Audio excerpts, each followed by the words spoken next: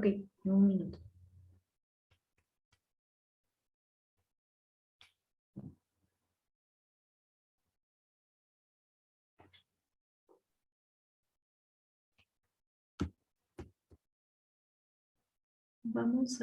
Voy a ir admitiendo a los participantes, doctor.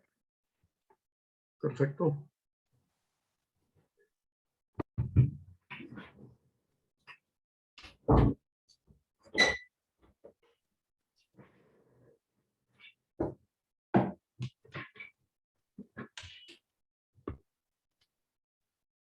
A ver, admitimos.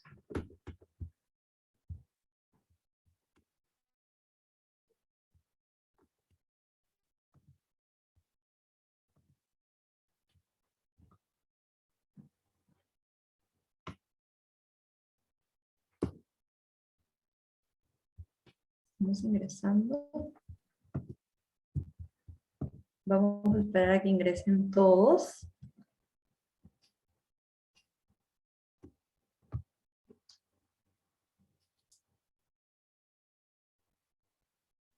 Ok, creo que ahora sí. Buenas noches, estimados participantes. Mi nombre es Ana Paula Barreros y soy parte del equipo de programas de capacitación del FRI de la Universidad de SAN. Voy a hacer una breve introducción de nuestro instituto antes de empezar con la ponencia, por favor. Como ya les comenté, nosotros somos el Instituto de Regulación y Finanzas de la Universidad de SAN. Somos líderes en los sectores regulados y económicos. Si pueden visualizar mi pantalla, ¿verdad? Parece que ahora sí. Somos líderes en los sectores regulados y económicos, contamos con más de 20 años de trayectoria en capacitación y consultoría empresarial. Hemos capacitado a más de 10.000 profesionales dentro de nuestros programas de alta especialización, al igual que más de 250 instituciones público y privadas atendidas en consultorías especializadas.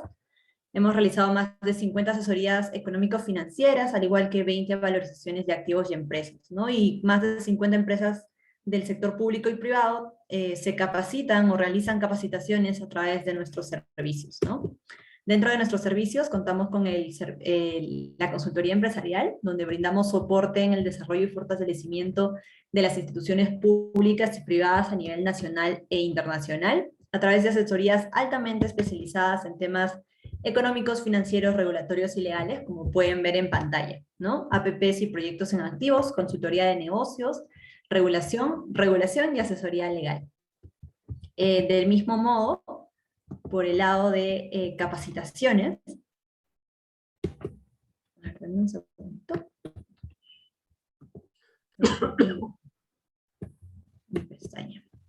Por el lado de capacitaciones, brindamos a los diferentes sectores regulados y económicos con un enfoque en el sector público, ejecutivos profesionales, y del mismo modo ofrecemos programas educativos a la medida para empresas del sector privado e instituciones públicas, ¿no? Acá en pantalla pueden ver algunos de los sectores en los que trabajamos, ¿no? Agua y saneamiento, gestión pública y APP, salud médica, como es la conferencia del día de hoy, telecomunicaciones, banca y finanzas, hidrocarburos y gas, seguridad y salud en el trabajo, el sector legal, electricidad, minería, el sector de seguros y el sector ambiental. Bueno, les quiero invitar a todos a que por favor nos sigan en nuestras en nuestras redes sociales y nuestra tienda e-commerce. Puede ser Facebook, Instagram y LinkedIn para que puedan enterarse acerca de nuestros programas. Y les voy a dejar el link de la tienda en el chat para que ustedes puedan revisar todos los programas que tenemos en los diferentes sectores ya mencionados, ¿no? Entonces, bueno, sin más, desde el FRIESAN, ¿no? Nos complace presentar esta presentación, ¿no? La atención prehospitalaria, a cargo del docente, el doctor Arce. El doctor Arce es especialista en medicina de emergencias y desastres, es médico cirujano por la Universidad Nacional Mayor de San Marcos, es egresado de la maestría de gerencia en servicios, ¿no? Es Sigma Yellow de Belna, fundador y CEO de Comisum, consultor senior de servicios médicos de emergencia, ha sido director ejecutivo del SAMU, al igual que jefe de la unidad de operaciones de la Oficina de Atención Prehospitalaria y del Cuerpo General de Bomberos Voluntarios del Perú. Ha sido gerente de Operaciones Territoriales de Salud, coordinador de Servicios Médicos de Emergencia del Proyecto Especial para la Organización de los Juegos Panamericanos y Panamericanos de Lima 2019, al igual que asesor del Despacho Ministerial de Salud. Actualmente es consultor externo de Servicios Médicos del Proyecto Especial Legado de los Juegos Panamericanos y Panamericanos de Lima 2017, director médico de Air Mayor Ambulancia Aérea y gerente general de Cominsum, consultora de servicios de emergencia. Bueno, sin nada más que agregar, le doy pase al doctor Arce para que pueda empezar su ponencia. Buenas noches, doctor. Muy buenas noches con todos. Es un honor poder dirigirme a ustedes esta noche y compartir y conversar sobre un tema desde ya más que importante, tanto es importante como apasionante. Voy a compartir pantalla. Muy bien. Muy buenas noches nuevamente. Vamos a conversar entonces ahora de la atención prehospitalaria. Y la atención prehospitalaria en un concepto no restrictivo, en un concepto que va más allá de la ambulancia como tal. Es así que generalmente cuando nos dicen atención prehospitalaria, inmediatamente lo asociamos a ambulancia. Si este es tu concepto, esta noche vamos a ver que no es así. Vamos a romper paradigmas juntos, vamos a reconceptualizar la atención prehospitalaria y redimensionarla en la importancia que se merece. Muy bien. En primer lugar, para ello, los voy a invitar a un viaje. Y un viaje que va a comenzar desde las alturas, desde la visión del águila, de la visión panorámica de lo que se denomina un sistema de servicios de emergencia. En ese sistema de servicios de emergencia, que debería ser la imagen ideal con la cual se articularan todos los actores para garantizar la atención del ciudadano cuando éste lo requiriese, vamos a describirla como tal.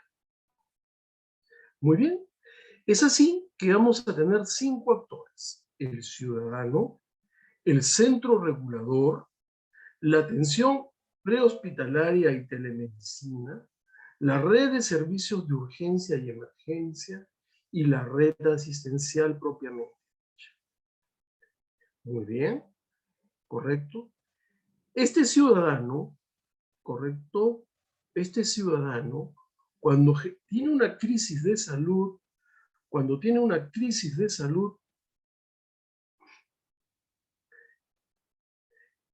se convierte en paciente. Y aquí da clic al inicio de todo un proceso. Este ciudadano idealmente está en la capacidad de identificar y comunicar la necesidad de atención. ¿A quién la comunica?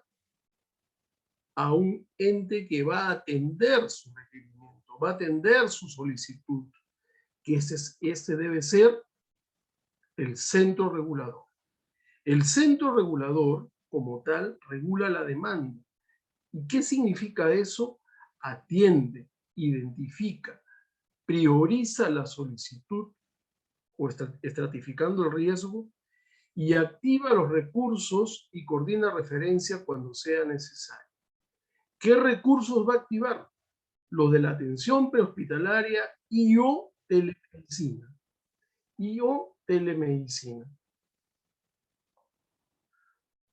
¿Ok?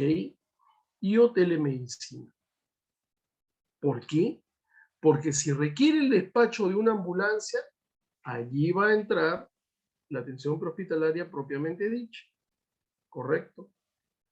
Pero no toda solicitud va a generar el despacho de un recurso. No toda solicitud va a generar necesariamente el despacho de un recurso. Este centro regulador va a estar en capacidad, al estratificar el riesgo, que de repente esa paciente o ese paciente requiere tan solo una consejería médica. Para eso entramos en telemedicina. Muy bien.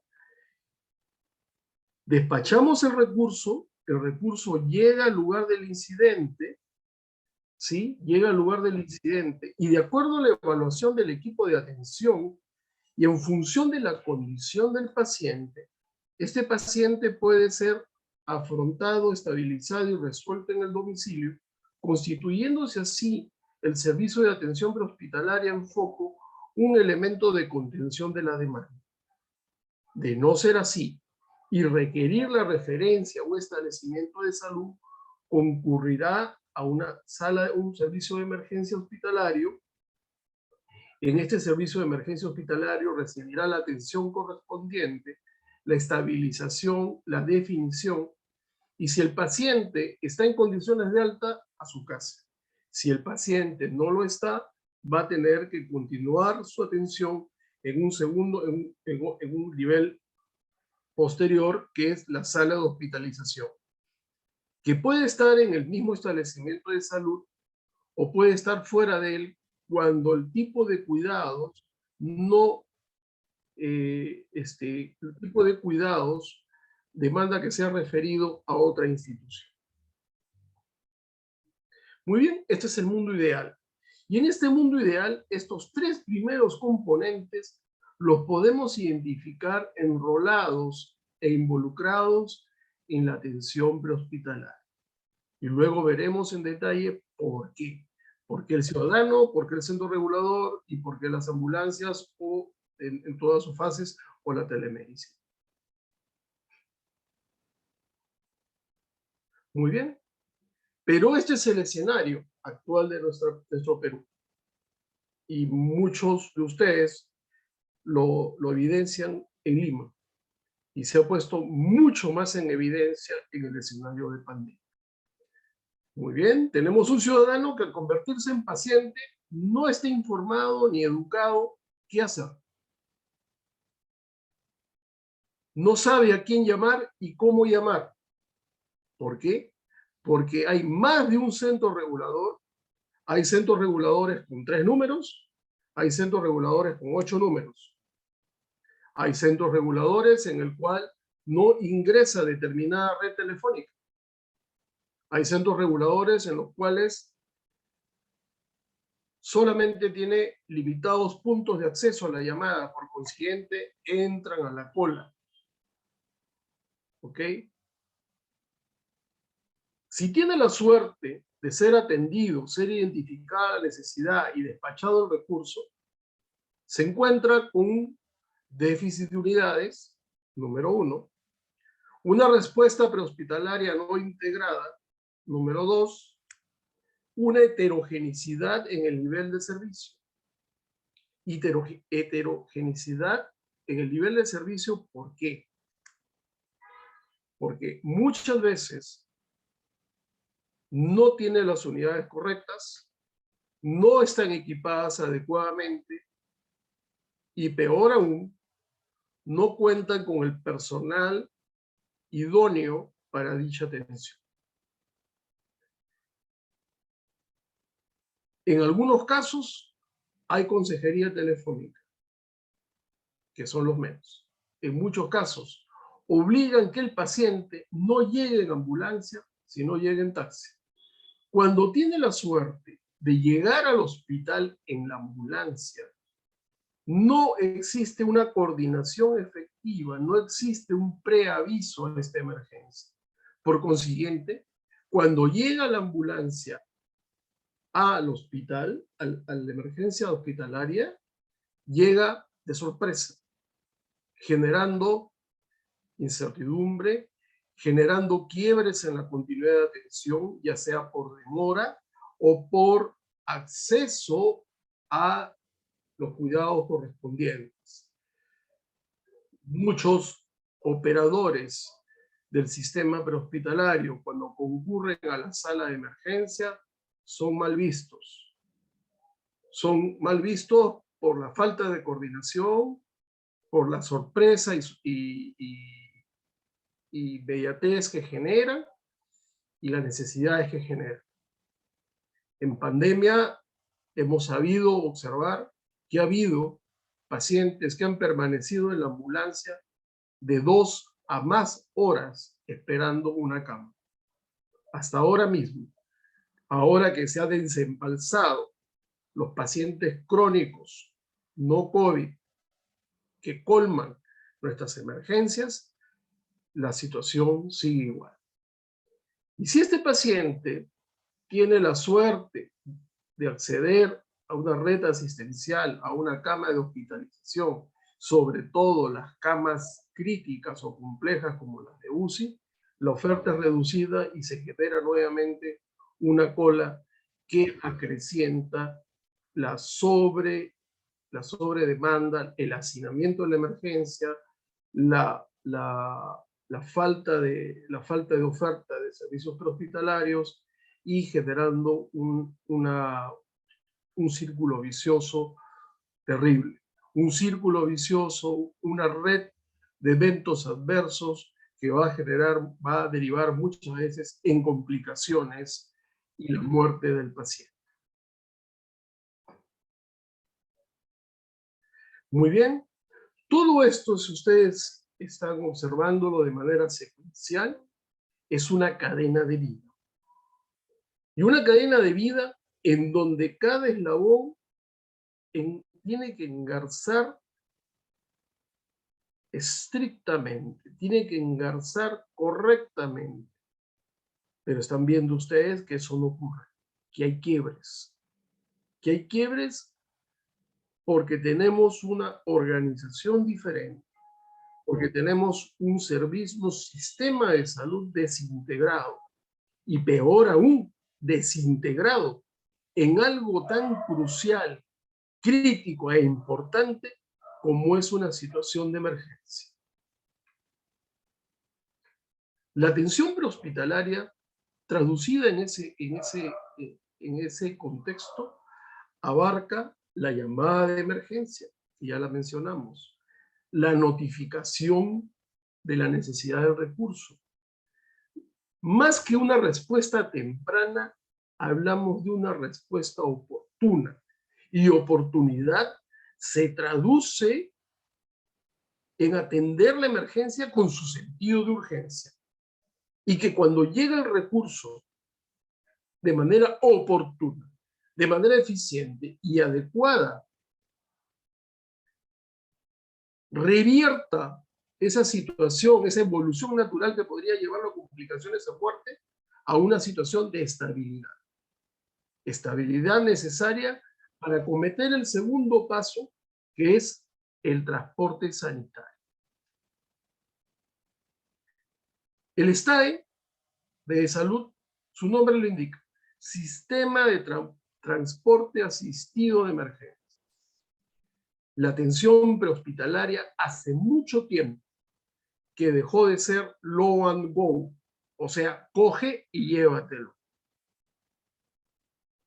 El paciente, la condición sine qua non, la condición crucial para que sea transportado es que se encuentre estabilizado.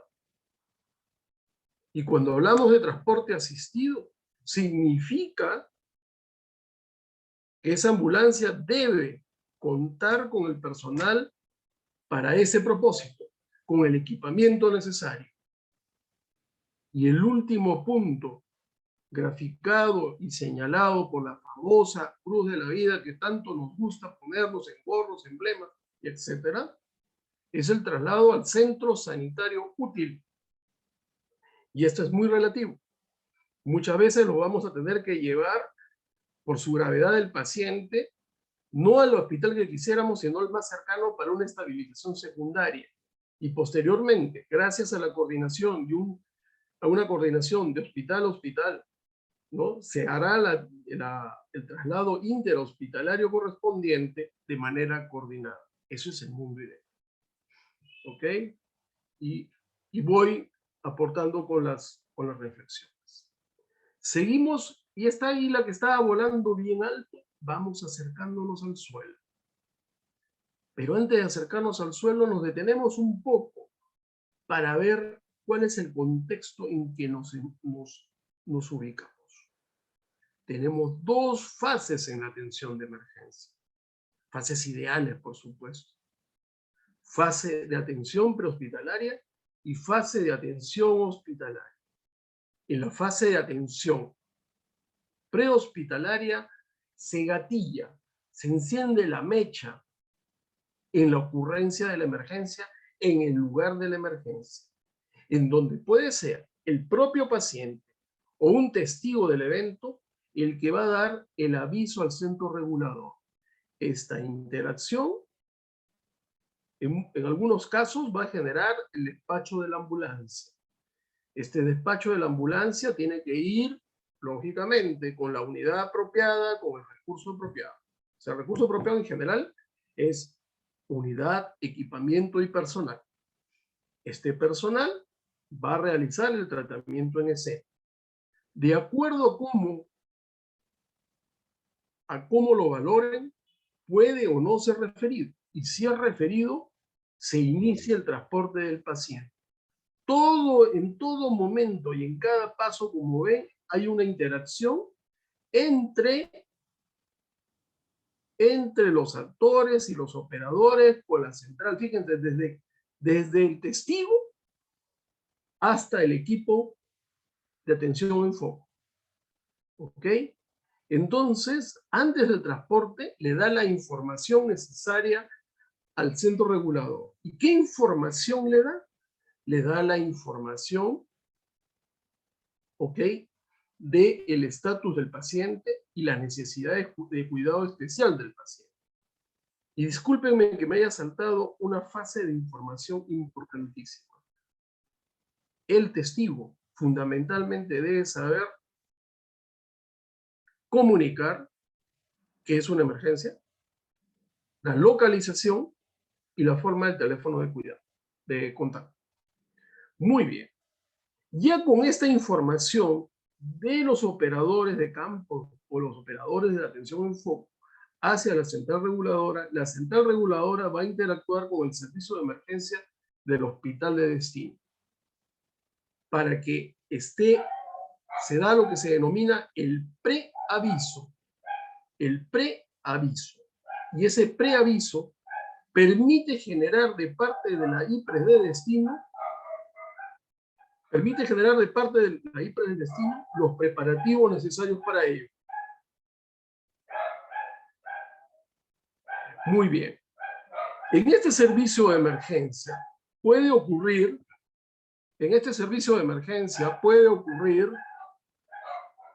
dos cosas. Que pueda ser resuelto el caso en el hospital, o en su defecto tenga que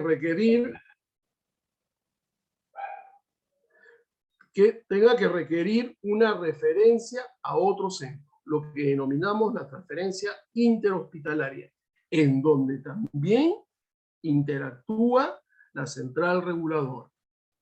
Este proceso de transporte interhospitalario, a partir de acá, entra a tallar un protagonista muy importante, que es el sistema de referencia y contrarreferencia. Vayamos apuntando. Todos los actores ya se dan cuenta que no solamente son mujeres en la atención hospitalaria. Muy bien. Un actor fundamental, yendo desde el lugar del accidente o de la emergencia hasta el hospital, es el ciudadano. El ciudadano es un elemento clave.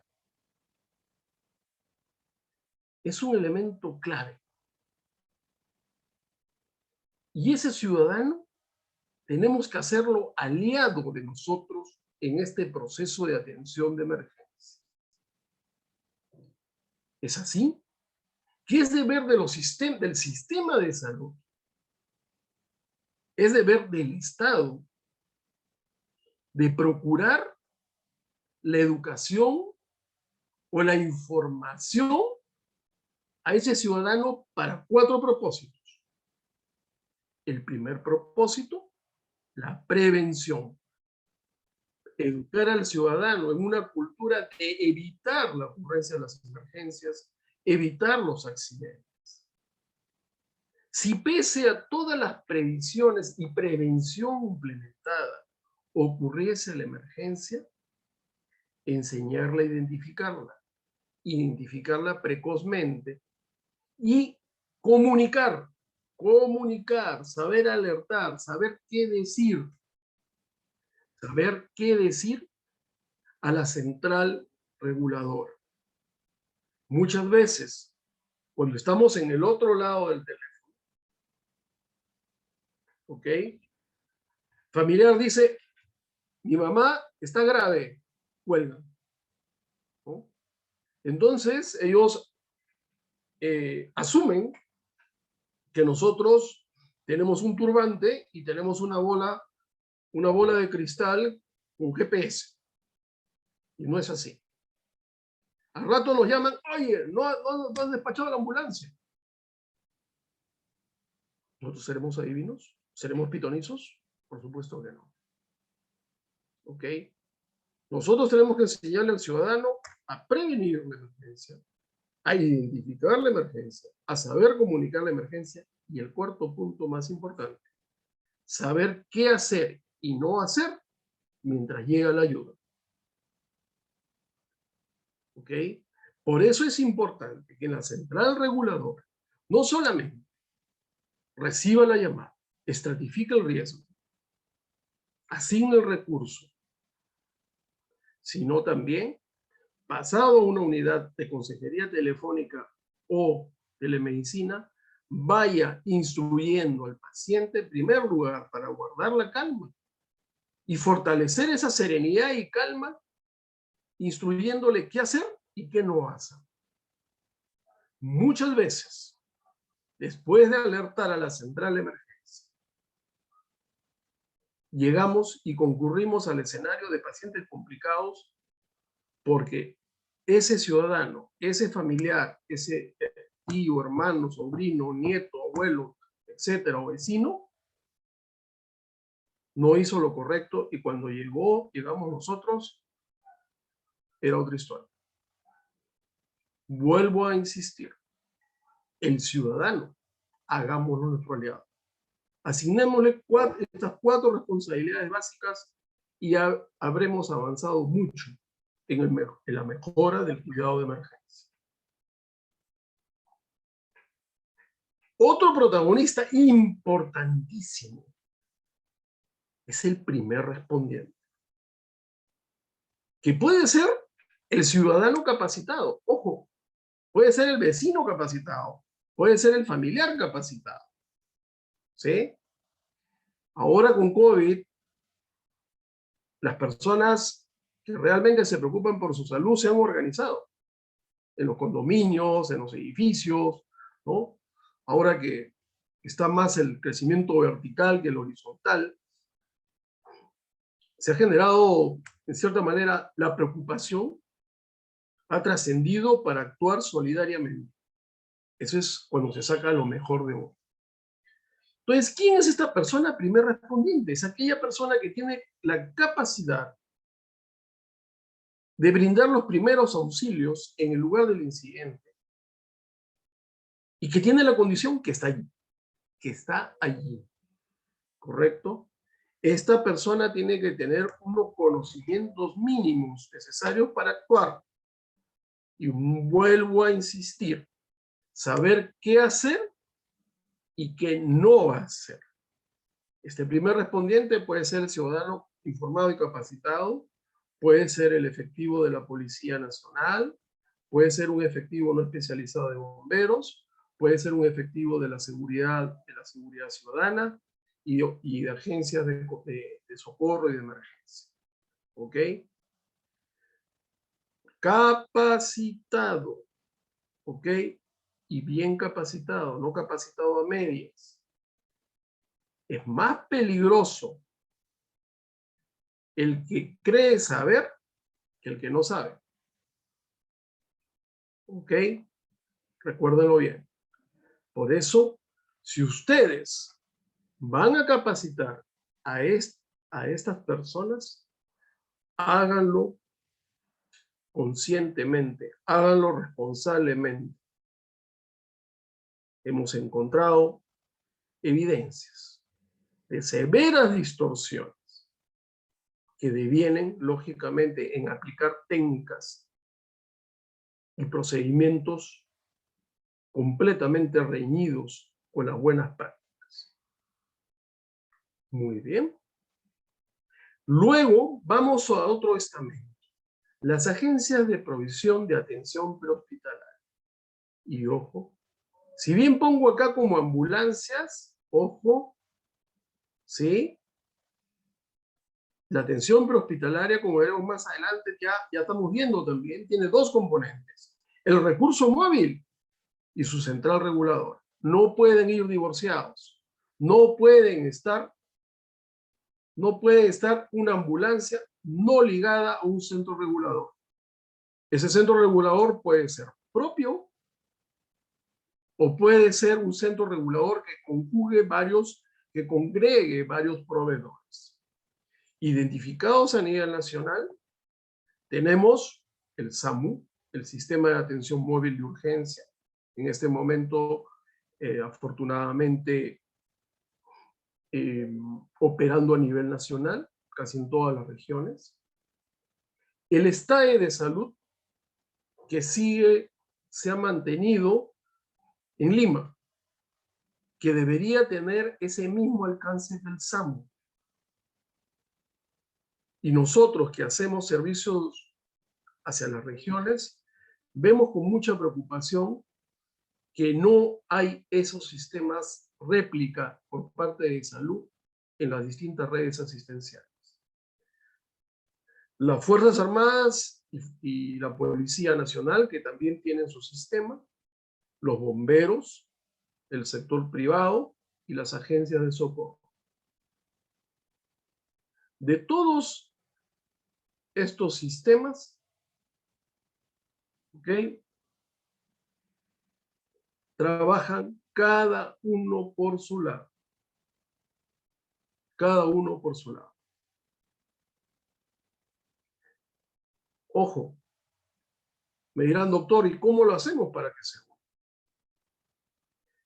La ley el decreto supremo de creación porque el SAMU no se crea por una resolución ministerial. El SAMU se crea por un decreto supremo. Creo que, si no mal no recuerdo, el 071, el 2011. Y el SAMU se dispone la creación de un consejo directivo.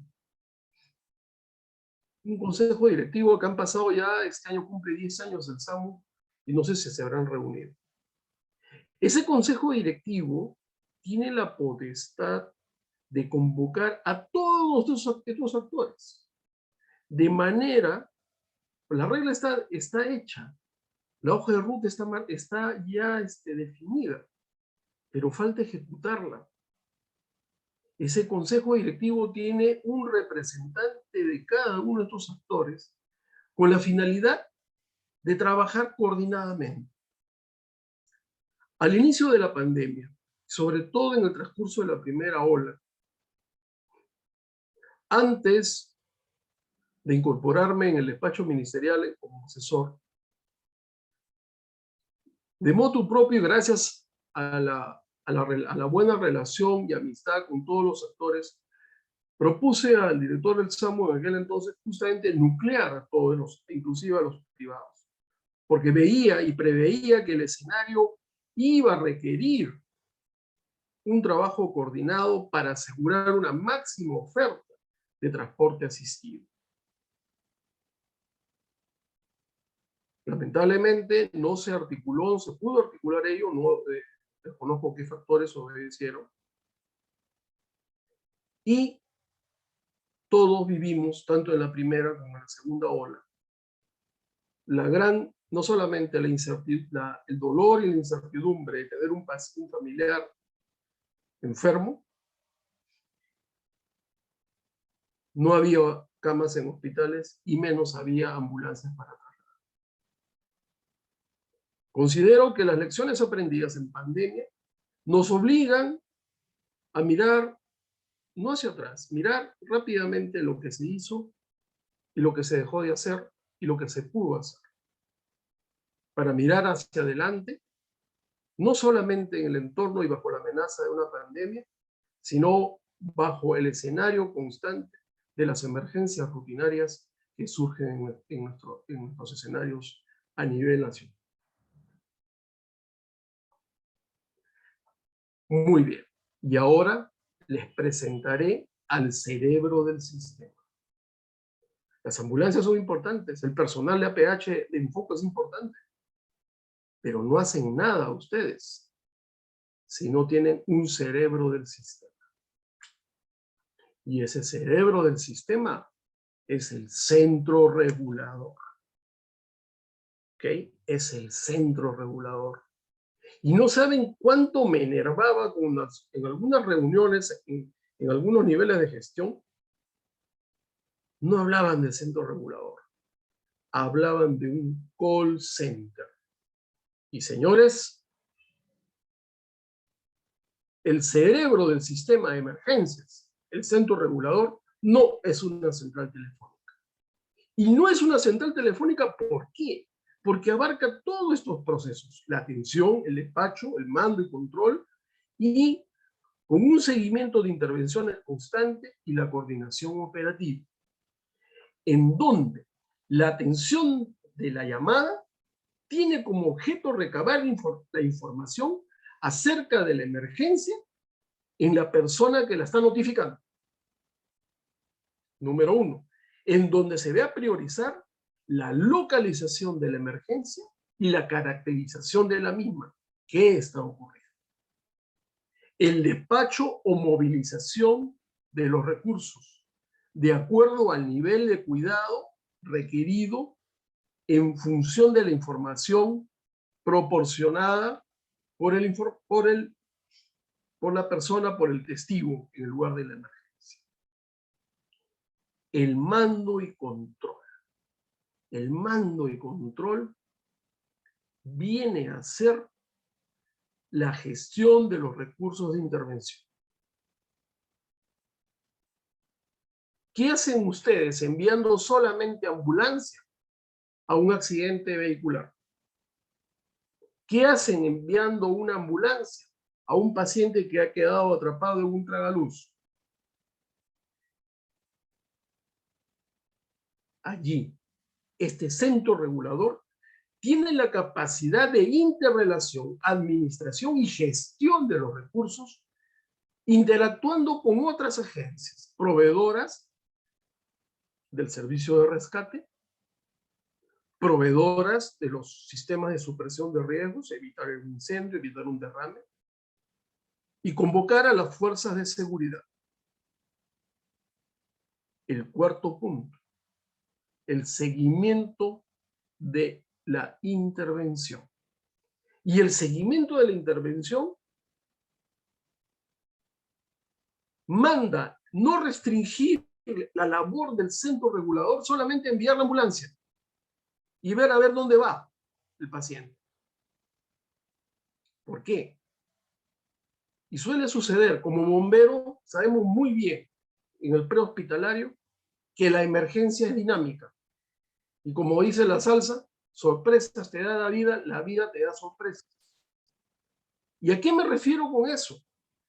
Muchas veces nos despachan, dicen, ¿no? En bomberos tenemos el 1041, el herido, ¿no? En el 1020, en el lugar, un 1041, un herido.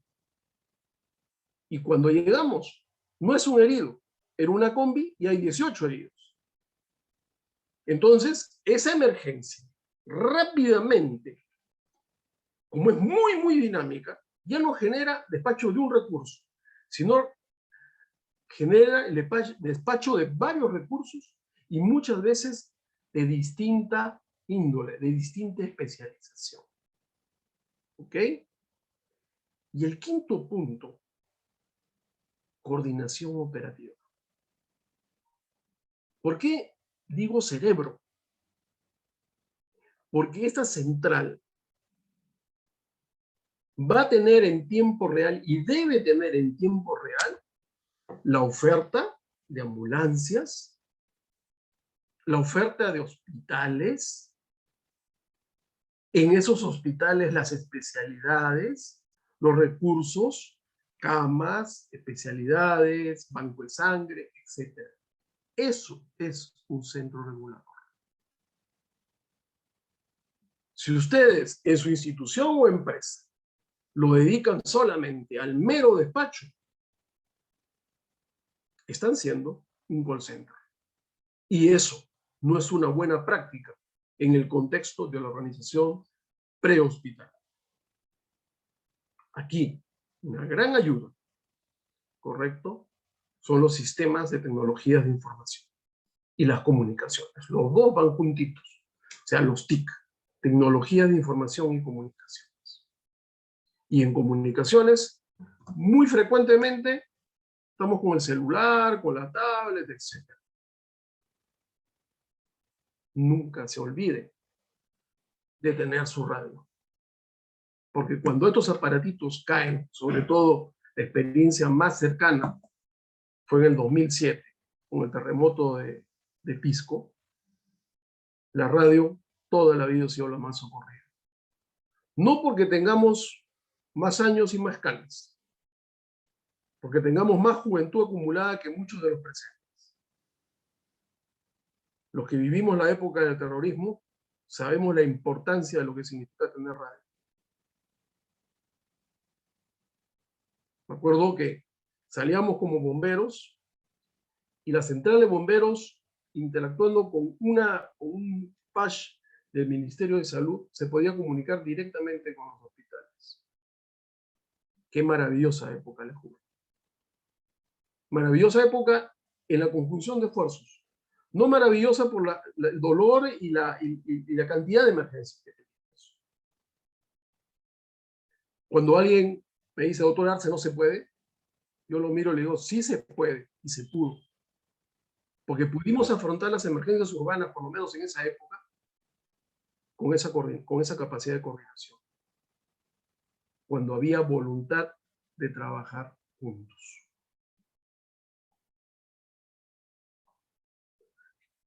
Nuevamente, les reiteraré que la atención prehospitalaria va más allá de la ambulancia.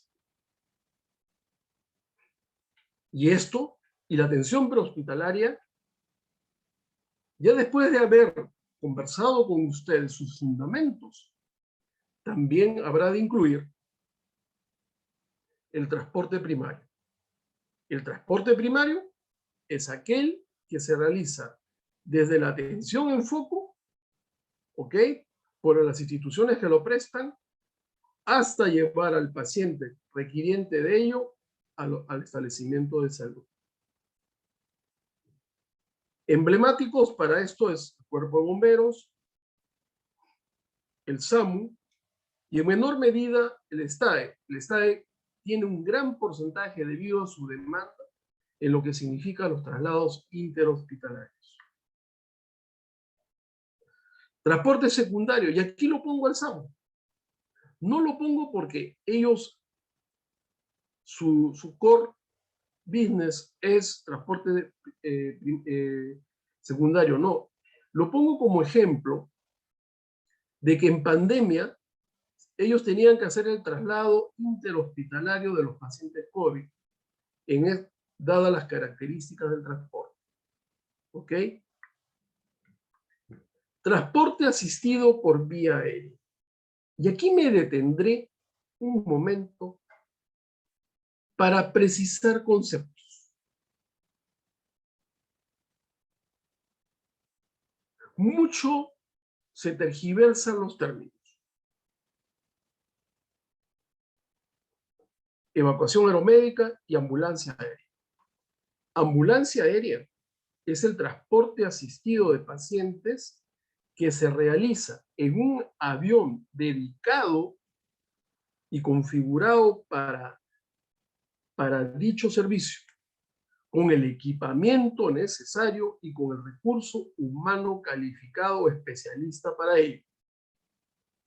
A diferencia de la evacuación aeromédica, que es el traslado de pacientes que por situación de emergencia y humanitaria se hacen aeronaves no preparadas para tal fin, las cuales son adaptadas o acondicionadas para hacer este proceso de la mejor manera. Como ustedes lo ven, la diferencia es evidente. Ambulancia aérea y evacuación aeronáutica. También, igual de apasionante, interesante y silenciosa, es el transporte fluvial. Para los que no lo saben, creo que algunos de los presentes sí la vivió. El trasladar un paciente surcando los ríos de nuestra Amazonía, horas de horas, con los riesgos de encallar, con los riesgos de zozobrar, con los riesgos de llegar a tiempo, muchas veces desafiando la noche, una condición muy restrictiva para esas operaciones, es verdaderamente una labor más que humanitaria, una labor heroica. Porque hay lugares donde el acceso a nuestras comunidades nativas, sobre todo, no existe. Muy bien.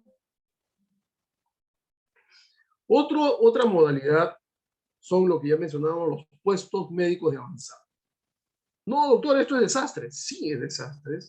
Pero ¿cuál es el primer eslabón de la respuesta a desastres? La atención prehospitalaria. Porque todo es oferta móvil, que pueden tener la simplicidad de estas carpas autoinflables hasta estos puestos médicos de avanzada desempeñarse en unidades móviles preparadas y adaptadas como tal.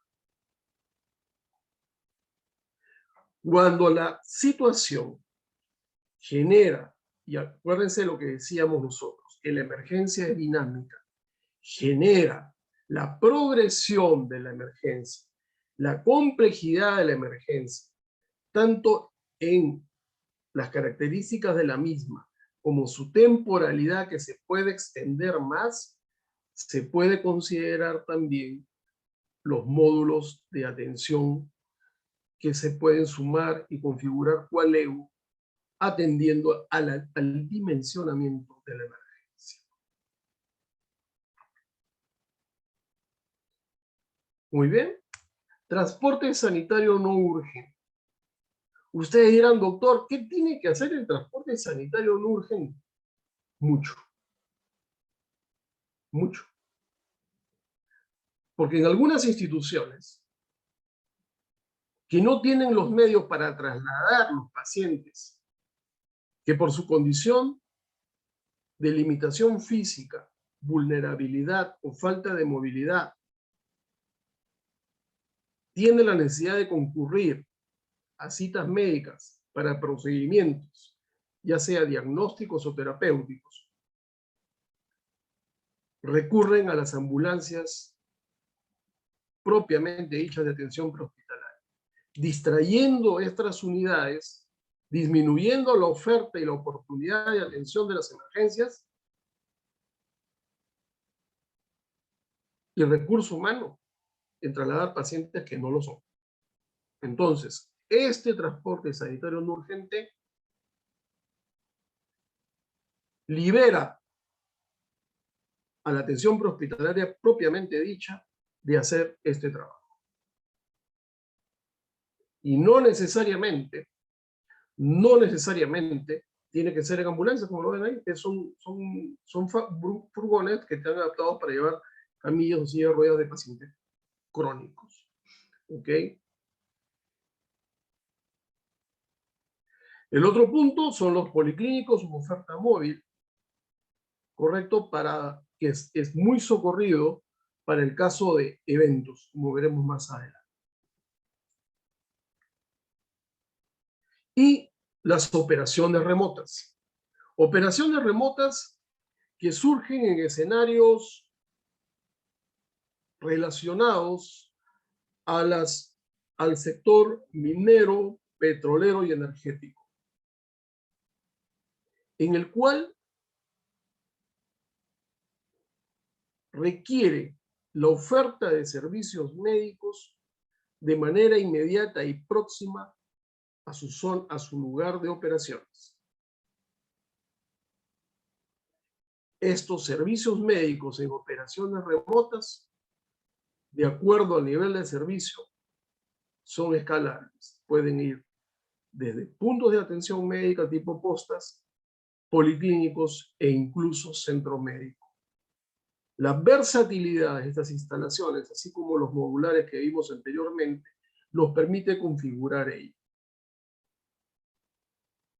Estas instalaciones en operaciones remotas tienen sus características, sus desafíos, sus ventajas para la operación. Estas operaciones remotas trabajan articuladamente con una oferta de unidades móviles, porque estos pacientes que están ahí van a tener que ser referidos. Y muchas veces la distancia y las características geográficas de la locación, no solamente por tierra, sino también por aire. Muy bien. Y no solamente tenemos todas estas modalidades.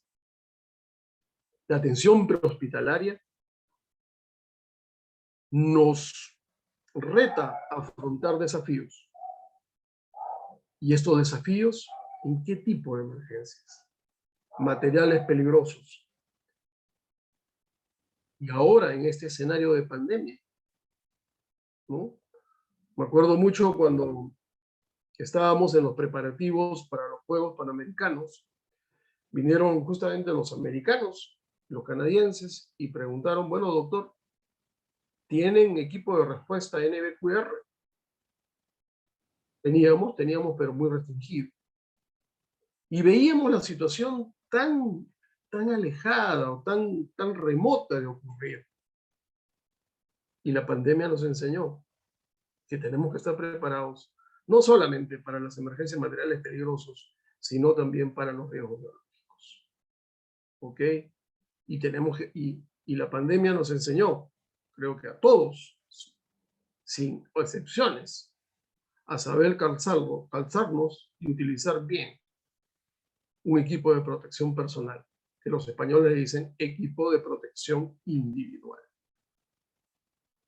Que lamentablemente esta falta de educación y preparación de nosotros mismos como operadores de salud generó muchas distorsiones, usos y mal uso de los equipos de protección que derivaron en la contaminación de este personal, con consecuencias muchas veces nefastas. Aquí, las cosas no es porque tal institución quiera hacerlo así o tal otra así, asá. No. Acá, y todos los procedimientos en emergencia deben ser estandarizados, con la flexibilidad de adaptarlo cada institución a sus escenarios. Tenemos que también estar preparados para hacer frente y para articular con los equipos de rescate complejo, rescate vehicular y rescate técnico. También, en mayor o menor medida, de acuerdo a la labor que nosotros desempeñemos o la posibilidad de ocurrencia de estos escenarios en nuestro establecimiento, en nuestra organización, preparados para los escenarios tácticos tanto urbanos como rurales. El rural más evidente y más frecuente es, por ejemplo, los enfrentamientos en el Brain. Y el urbano, gracias a Dios, se ha atenuado mucho a la frecuencia de los escenarios terroristas de los 90, pero ahora tenemos la violencia de los sicarios, afortunadamente no hay crisis de rehenes, pero sí hay tiroteos, y tenemos que estar preparados para ello. Una capacitación táctica, dos recomendaciones. La primera, no la hagan por correspondencia. Si tiene un componente virtual, teórico, perfecto. Pero si no tiene práctica, no vale. Por favor, nadie ha aprendido a nadar por correspondencia. Y háganlo con quien conoce, háganlo con quien sabe, quien tiene un orden, una sistemática. No improvise. Vuelvo a insistir, es más peligroso no saber algo y hacerlo mal que no saberlo. El escenario remoto también demanda, como ya les había adelantado, una interacción entre los equipos de primera respuesta, los equipos profesionales de atención prehospitalaria, los equipos especializados y los servicios de transporte asistido. Esta interacción debe estar muy afiatada, muy bien organizada, con procesos y procedimientos bien definidos, porque acá, para hablar de escenarios remotos, la remoticidad, el principio de remoticidad se basa en que mencionen 3 o más horas de distancia por vía terrestre de un hospital tipo 3. ¿Ok? Y ya se pueden imaginar en los escenarios que tenemos en nuestras operaciones productivas, las distancias que se tienen que correr. Las distancias que se tienen que salvar. Por eso muchas veces se recurre al escenario, al medio aéreo. Medio aéreo que está muy restringido. Estamos en un país donde la oferta de ala fija, privada, en lo que significa aviones de ambulancia, se restringe a no más de 8. En donde los helicópteros para traslado aeromédico se restringen a 2 o 4 a nivel nacional. Se puede recurrir a las Fuerzas Armadas, pero lamentablemente no siempre tienen el recurso disponible. Así que acá lo que hace muy bien el sector productivo es la prevención y el fortalecimiento de sus unidades médicas. Y el otro punto, que ahorita ya está comenzando a recurrir, está comenzando a revitalizarse. Los eventos de concentraciones masivas. Gran desafío. Un gran desafío. Y se los dice quien así fue responsable de los servicios médicos de emergencia de 60 locaciones al mismo tiempo. El desafío de afrontar primero la preparación, la organización y el monitoreo en simultaneidad de todos estos escenarios. También es un desafío.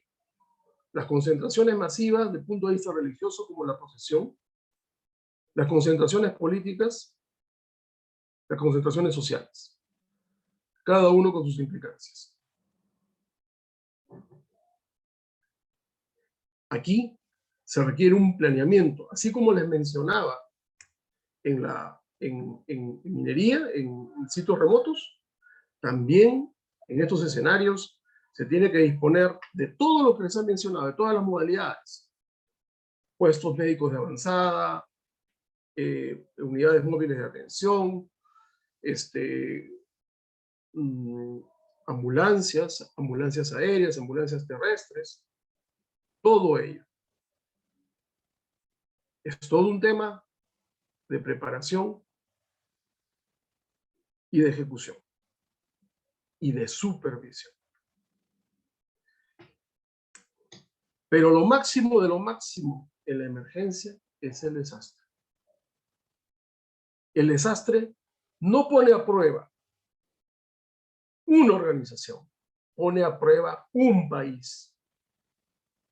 Y si ese país, su servicio de emergencia, ese primer eslabón de ataque, esos soldados de primera línea en el lugar del incidente, que es el eslabón prehospitalario, no está preparado y no está organizado, colapsamos. Terremoto de Pisco. Y la foto inferior es una foto muy emblemática para los que estuvimos allí. ¿Quiénes están cargando al paciente? Las brigadas de minería, bomberos, el salud y el MINS. Así se trabaja. Y en una articulación, este era el punto del área de tratamiento, hay otras fotos del área de concentración de heridos, hay otra del embarcamiento de ambulancias, el enlace con el puente aéreo, el triaje aeronáutico, la recepción y la coordinación en Lima. Cada vez, como ven ustedes, ya no es la ambulancia la prehospitalaria, va más allá. Y tenemos que estar preparados para afrontar ese reto. ¿Cuáles van a ser los factores del éxito en la gestión prehospitalaria?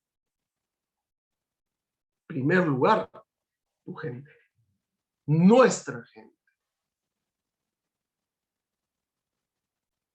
En primer lugar, primera condición, que tu gente esté sana.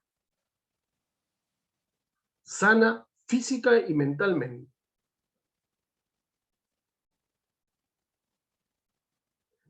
Decía mi abuelo, primero ten un buen animal, o sea, un buen sujeto. Sobre ese sujeto, conviértelo en un buen ciudadano.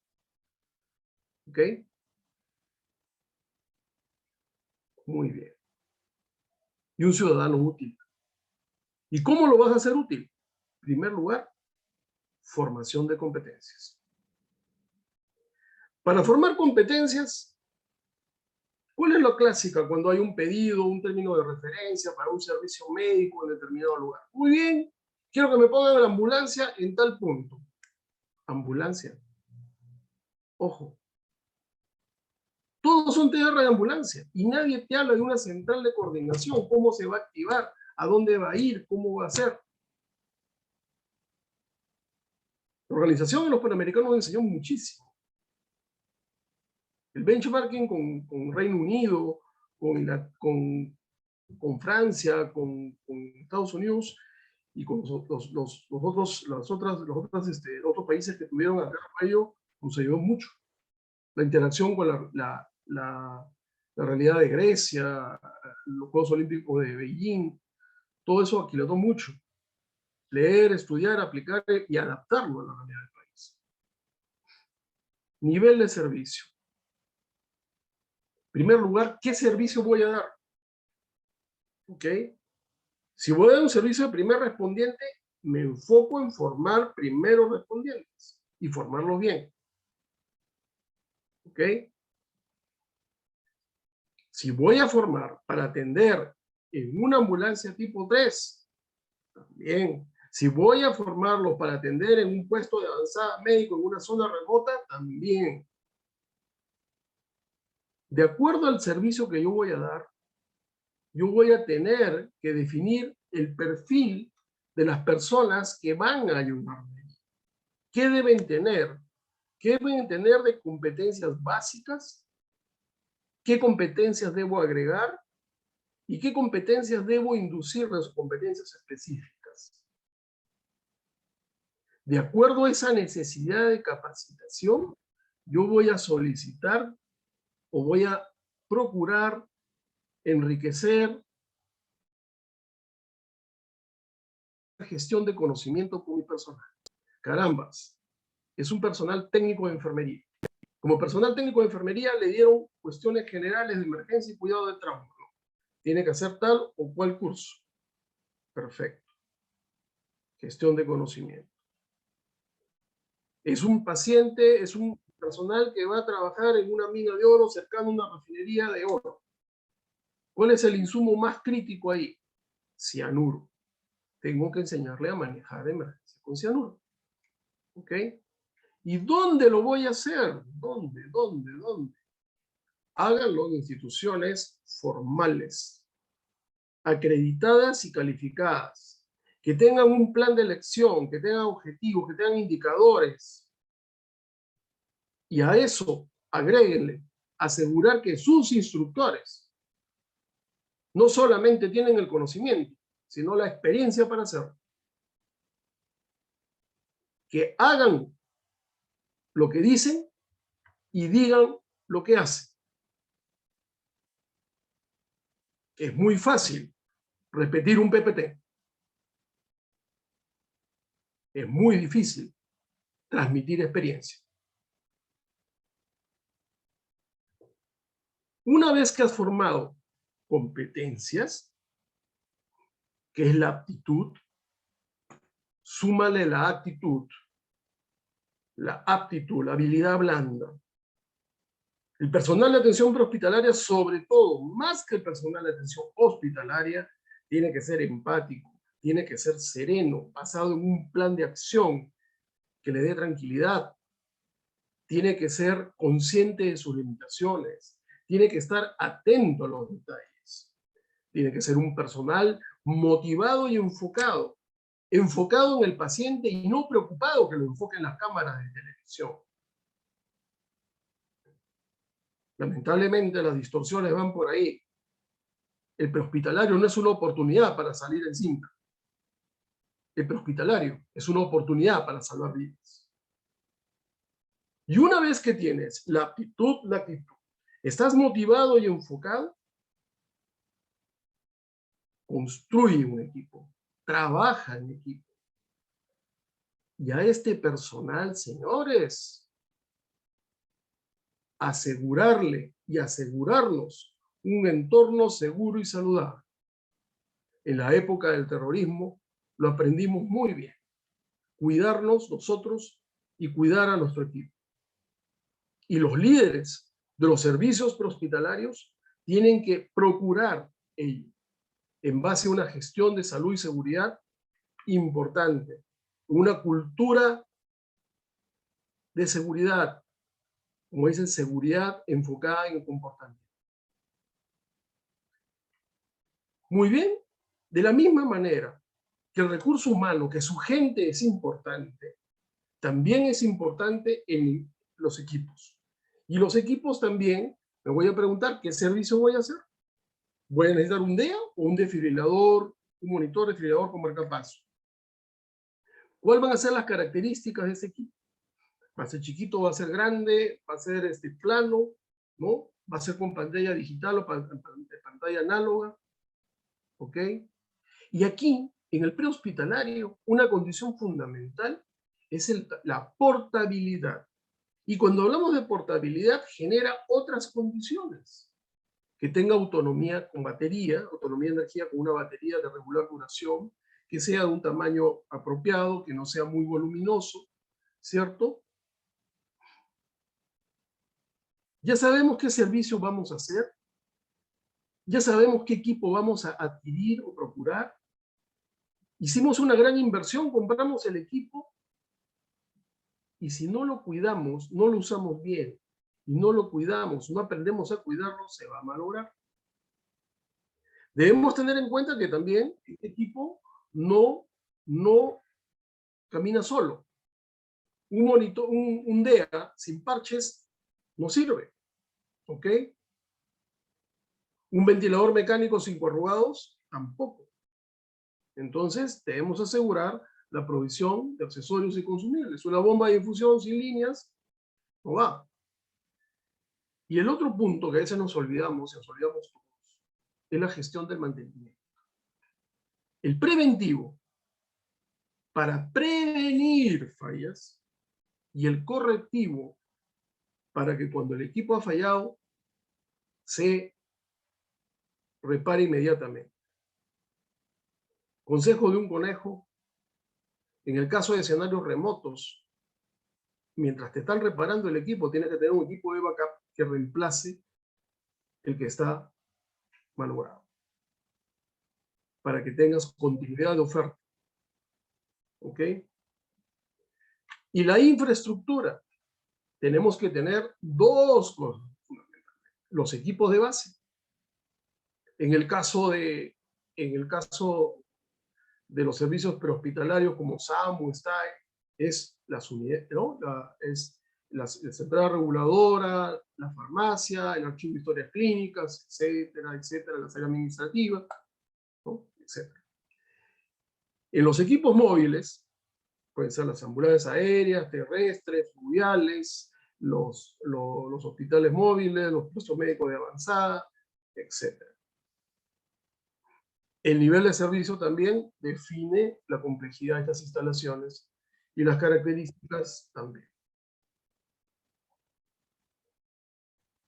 Podemos tener a nuestra gente, podemos tener el más maravilloso equipamiento, podemos tener la infraestructura más óptima, pero si todo este sistema carece de un director de orquesta, por más simple que sea, va a fracasar. Todos ustedes son líderes, y si aún no lo son, es por decisión propia.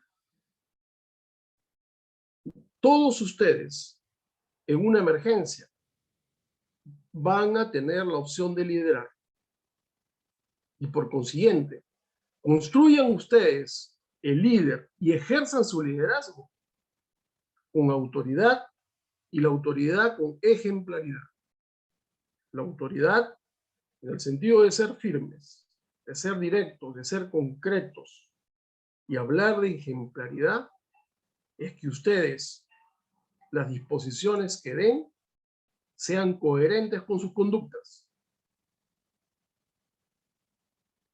Lamentablemente, como decía De Gaulle, el Perú está como está porque nadie está donde debe estar.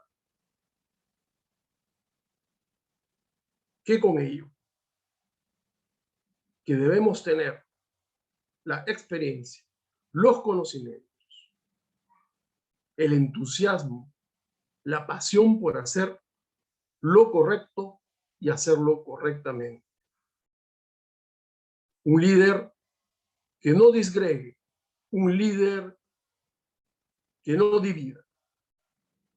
Tiene que ser un líder que congregue, un líder empático, un líder horizontal, un líder que no solamente motive, sino guíe a su equipo. Y que no tenga miedo en formar líderes en ese equipo. Es muy gratificante. Es muy gratificante esa práctica. Es no tener miedo a que más adelante esa gente lo releve, porque se lo merece. Muy bien. No improvise, no improvise. Gestione, gerencie. Y la gestión en prehospitalario tiene 3 componentes. El componente, en primer lugar, la experiencia del paciente. Cómo él percibe los servicios. Cómo percibe tu servicio. El componente operacional. ¿Cómo das el servicio? ¿Con qué lo das? ¿Con qué soporte de infraestructura, de equipamiento, de personal? Y el componente clínico. La calidad de tu prestación de salud. Puedes tener, como vuelvo a insistir, todos los elementos, el monitor de última generación, el ventilador chiquito, el DEA más sofisticado y qué sé yo, hasta ecógrafo portátil. Pero si este componente clínico es muy débil, vamos a fracasar. Entonces, todo esto tiene que ser coherente. ¿Y cómo lograremos el éxito? ¿Cuáles serían las claves de gestión del éxito? Es enfocado en el paciente, enfocado en procesos, y en el prehospitalario sobre todo, todos preparados con todo y para todo. Recuerden que la emergencia es muy dinámica, que más de una vez nos han llamado por un paciente que teóricamente estaba con cánula binasal y cuando llegamos estaba boqueado. Y siempre, pero siempre, el control, la evaluación y mejora continua. Y ese control, evaluación y mejora continua, desde la caminada del INSE minuciosa en la ambulancia, o en su unidad móvil, cualquiera que fuera esta, o en su oferta móvil, hasta el cerebro, que es el centro regulador. Siempre, siempre ten en cuenta la experiencia del paciente. Siempre da lo mejor de ti para que siempre se genere esta carita feliz, no una cara de indiferencia y menos una cara de insatisfacción. Para finalizar, mencionarles que esta oportunidad, esta conversación, es para decirles que estamos con ustedes. Estamos para ser recíprocos, para recibir ese interés que han manifestado con la concurrencia a este webinar, en construir un prehospitalario y en él construir la base de un gran sueño esperado por muchos de nosotros, un sistema nacional de servicios de emergencia, haciendo lo correcto, correctamente, con vocación y pasión, uniendo los puntos, uniendo las instituciones, construyendo un equipo. Los invito próximamente a las novedades de formación que se irán implementando para ayudarnos con ello. Muchísimas gracias y buenas noches. Dejo abierta la tribuna para las preguntas.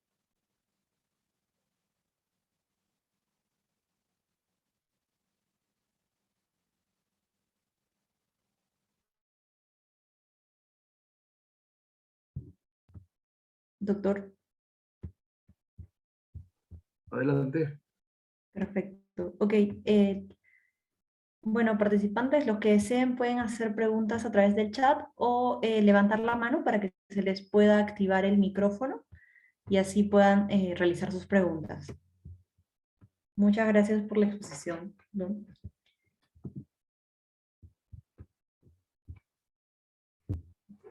Bueno, a ver, mientras se formulan las preguntas, voy a presentarles el diploma. Ah, no, tenemos una pregunta. A ver, doctor, tenemos una pregunta de Manuel Orlando Cruzado. Adelante. ¿Qué tal, doctor? Muy buenas noches, señorita. Buenas noches. Tenía una pregunta con respecto a cuando se brinda la atención in situ en la emergencia.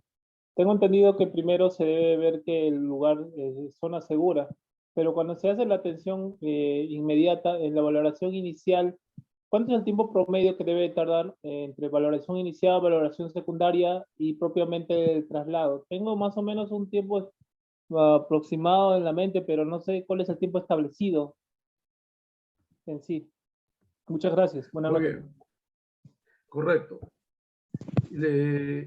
No es un curso de PHTLS ni de evaluación primaria, pero sí les voy a decir. En primer lugar, está muy bien lo que has precisado en relación a la seguridad de la escena. Es una condición sine qua non. Es un requisito indispensable en la atención de emergencia. Recuerden ustedes la finalidad de la evaluación primaria. La finalidad de la evaluación primaria o evaluación inicial es para determinar si el paciente se halla crítico o no se halla crítico.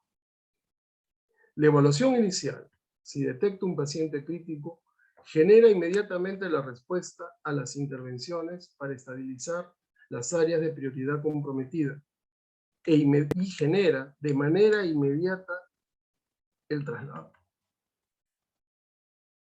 Si el paciente no está crítico, puedo proceder a la evaluación secundaria. Los tiempos, ¿correcto? Los tiempos se calcula un promedio, es variable en nuestro país. Es variable. Los estándares, por ejemplo, ingleses de llegada, o sea, hay tiempos. Tiempo de recepción, tiempo de despacho, tiempo de llegada, tiempo de atención. ¿Correcto? Los estándares mencionan que no podemos demorar más de 30 minutos internacionales. Pero acá nosotros, hasta que no tengamos un buen sistema de atención domiciliaria, vamos a tener muchos pacientes crónicos, muchos pacientes adultos mayores, pluripatológicos, y si lo atiende el médico, va a tener que prolongar un poco su estancia. Lógicamente no al extremo de quedarse a tomar café y a almorzar con ellos. ¿Ya? No les digo que se queden 2 horas. ¿Ya? Es un margen, ¿correcto? Cuando hay una tensión que da lugar a un proceso ya de evaluación secundaria, no, personalmente no debería exceder a los 45 minutos. Hay situaciones especiales y hay situaciones, depende del paciente. ¿Ok? Por ejemplo, sale SAMU o sale STAE a atender un paciente a Chosica. En Chosica, bueno, el aburto tello tiene cierto nivel, pero si tiene que tolerar el traslado desde Chosica hasta el Almenara, hasta Grau, lógicamente el personal de atención va a tomar más tiempo del que debiese para brindarle las condiciones de estabilización necesarias al paciente para ese traslado. Recuerden que paciente transportable es paciente estabilizado.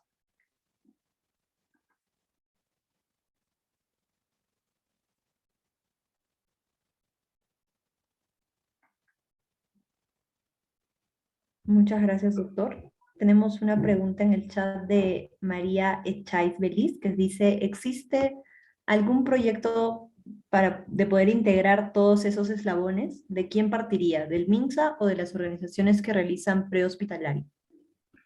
Bueno, revisen el decreto supremo de creación del SAM, Consejo Directivo. Ese instrumento está ahí. Ese instrumento está ahí. Y es responsabilidad de los funcionarios encargados de reactivarlo, y considero que es la mejor herramienta, es la mejor simiente para, por lo menos en el prehospitalario, unificar.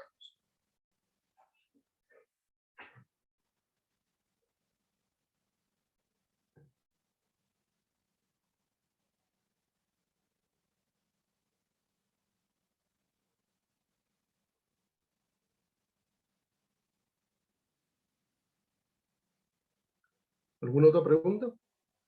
Excelente.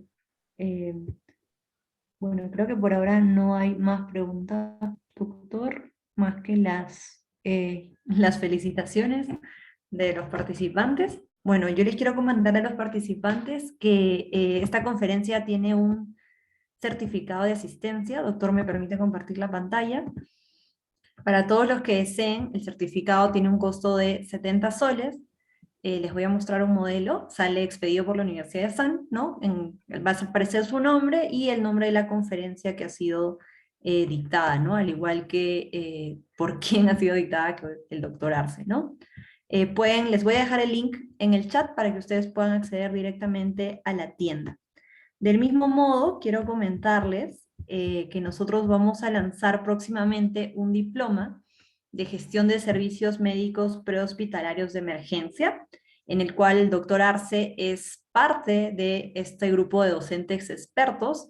También se encuentran Javier Bravo, Simeón Llerena, Diego Montenegro, Saúl Tacuda y Gianmarco Mello. Son los profesores que integran este diploma que se ingresará pronto. La duración es de 100 horas lectivas, la modalidad es virtual, y bueno, algunos de los cursos son bases de la implementación del servicio, el centro regulador, gestión de riesgo de la atención prehospitalaria, el equipo interventor, operaciones de oferta flexible y móvil en escenarios especiales y actividades de soporte del servicio, ¿no? Si están interesados, se les va a comunicar bueno, al correo con el que han ingresado a esta conferencia. Se les va a detallar por un mailing, sobre todo la fecha de inicio del diploma a todos los interesados. Eso sería todo por mi parte. No sé si tenemos más preguntas, creo que no. Así que bueno, desde Friesan, doctor Arce, siempre un placer contar con su experiencia y esta excelente ponencia. Y muchas gracias a todos los asistentes también por haber participado y esperamos verlos en próximas conferencias. Muchísimas gracias. Hasta luego.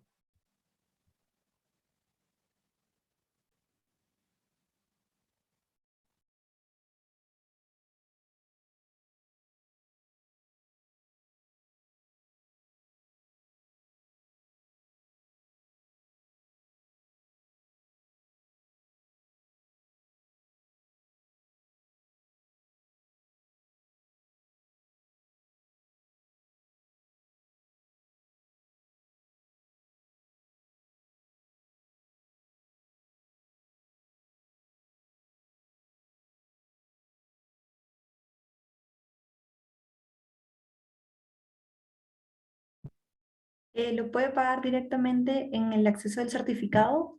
Ahí en el certificado, en el link que acabo de pasarles, lo vuelvo a pasar, ahí pueden ver todos esos datos.